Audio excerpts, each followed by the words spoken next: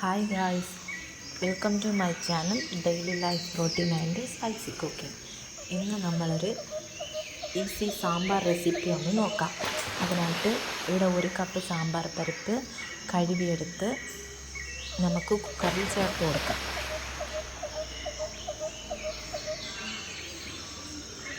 അടുത്ത് നമ്മൾ അരിഞ്ഞു വെച്ചിരിക്കുന്ന വെജിറ്റബിൾസ് നമുക്ക് എന്ത് ചെയ്യാം, ഇതിലോട്ട് ചേർത്ത് കൊടുക്കാം.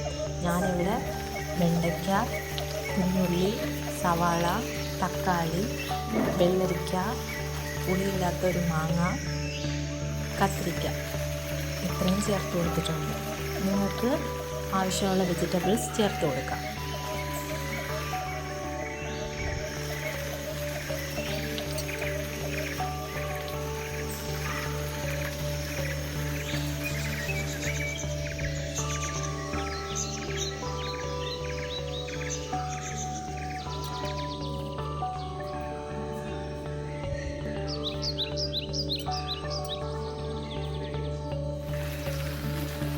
ഇനി ഈ വെജിറ്റബിൾ കുക്കാവാൻ രീതിയിൽ നമുക്കതിന് ആവശ്യത്തിനുള്ള വെള്ളം ചേർത്ത് കൊടുത്ത് ആവശ്യത്തിന് ഉപ്പും ചേർത്ത്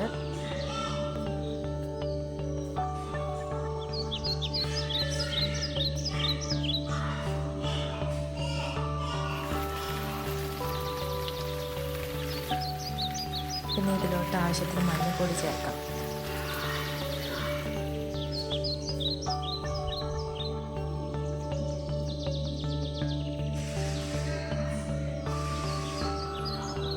ആവശ്യത്തിന് ഉലുവ, ഞാൻ ഇവിടെ 1 സ്പൂൺ ഉലുവ ചേർത്തിട്ടുണ്ട്.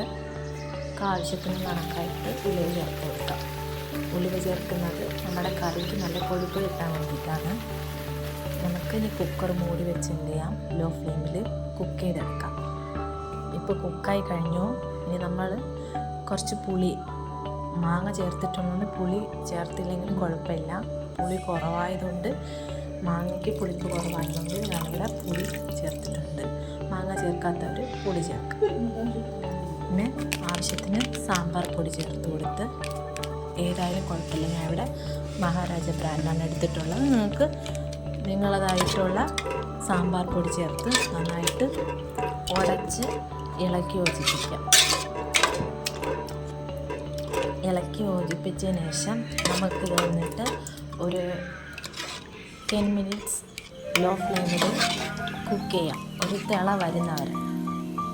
ഒരു തിള വന്നതിന് ശേഷം നമ്മൾ ഒരു പാൻ വെച്ച് അതിൽ എണ്ണ ഒഴിച്ച് ആവശ്യത്തിന് കടുവിട്ട് കുഞ്ഞുള്ളി 2-3 അരിഞ്ഞിട്ട് നമുക്ക് എന്ത് ചെയ്യാം, ഈ കൂട്ട് സാമ്പാറിലേക്ക് ചേർത്ത് നന്നായിട്ട് ഇളക്കി യോജിപ്പിച്ച് ഇറക്കിയാൽ നമ്മളുടെ സാമ്പാർ ഇവിടെ റെഡി.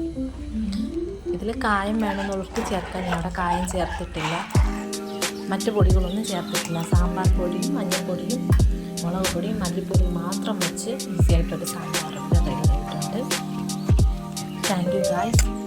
ചാനലൊന്ന് സപ്പോർട്ട് ചെയ്ത് സബ്സ്ക്രൈബ് ചെയ്യാൻ മറക്കരുത്. Thank you.